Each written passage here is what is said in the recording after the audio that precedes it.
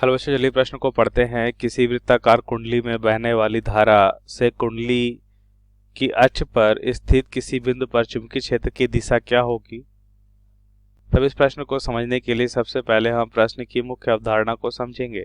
तो सबसे पहले यहाँ पे हम देखते हैं मुख्य अवधारणा। तो हम देखेंगे कि धारावाही चालक तार के कारण चुंबकीय क्षेत्र की दिशा को समझेंगे। धारावाही चालक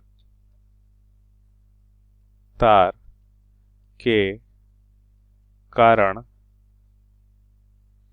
चुंबकीय क्षेत्र की दिशा चुंबकीय क्षेत्र की दिशा को देखेंगे। तो सबसे पहले यहाँ पे हम देखते हैं कि अगर एक धारावाही चालक तार लेते हैं तो ये यहाँ पे हमने बनाया एक धारावाही चालक तार और इसमें मान लेते हैं आई धारा बह रही है, या कोई भी एक धारावाही चालक तार ले लेते हैं। मान लेते हैं एक एल लंबाई का धारावाही चालक तार लिया।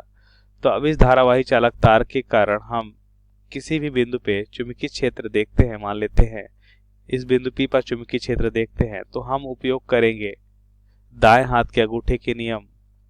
दाएं हाथ के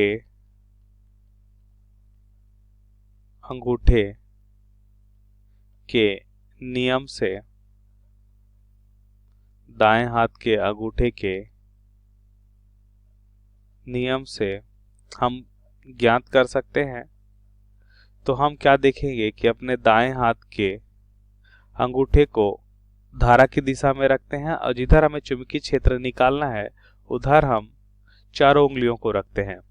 तो इधर हमने अंगूठे को धारा की दिशा में रखा, जिधर हमें चुंबकीय क्षेत्र निकालना है उधर हमें चारों उंगलियों को रखा। तो हमने देखा कि जो हथेली का लंबवत भाग है वो क्या बताता है, चुंबकीय क्षेत्र की दिशा। तो हथेली का लंबवत भाग तल के लंबवत अंदर की ओर है और लंबवत अंदर के लिए हम यहाँ पे क्रॉस से लिखेंगे और बाहर के लिए हम डॉट से लिखते हैं। तो यह होता है चुंबकीय क्षेत्र की दिशा बताने का तरीका। अब हम उत्तर को समझेंगे। तो उत्तर में हमसे बोला जा रहा है कि एक वृत्ताकार कुंडली है, तो उस कुंडली के कारण इसके अक्ष पर, इसका अक्ष का मतलब यहाँ पे हम कह सकते हैं कि इसका केंद्र होगा। तो अब धारावाही चालक तार है, मान लेते हैं इसमें आई धारा बह रही है। तो दाएं हाथ के अंगूठे के नियम से हम देखेंगे, दाएं हाथ के अंगूठे के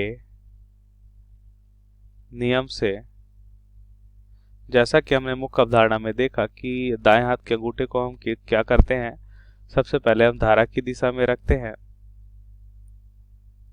दाएं हाथ के अंगूठे को हम धारा की दिशा में रखेंगे और चारों उंगलियों को हम किधर रखेंगे, जिधर हमें चुंबकीय क्षेत्र निकालना है। तो हम देखते हैं कि हमें हथेली की लंबवत दिशा कहाँ पे मिल रही है, तल के लंबवत अंदर की ओर। तो यहाँ पे मतलब हमें चुंबकीय क्षेत्र क्या मिल रहा है, अंदर की ओर। अब ध्यान से देखिए, तो यहाँ पे हम देखते हैं कि अगर धारा इधर आएगी कुछ इस तरह से ये, तो किसी और स्थान पे भी देख लेते हैं। यहाँ पे हम क्या करेंगे, धारा की दिशा में अंगूठे को रखेंगे, दाएं हाथ के अंगूठे को रखेंगे धारा की दिशा में, दाएं हाथ के अंगूठे को रखेंगे और चारों उंगलियों को हम जिधर चुंबकीय क्षेत्र निकालना है उधर रखेंगे। तो हम देखते हैं इस हथेली के लंबवत दिशा तल के लंबवत अंदर की ओर है। तो यह हमें क्या बताएगा, चुंबकीय क्षेत्र को, चुंबकीय क्षेत्र की दिशा को दर्शाएगा। तो चुंबकीय क्षेत्र की दिशा क्या हो जाएगी, इस अक्ष के समांतर होगी। तो यहाँ पे लिख सकते हैं चुंबकीय क्षेत्र की दिशा अक्ष के समांतर होगी।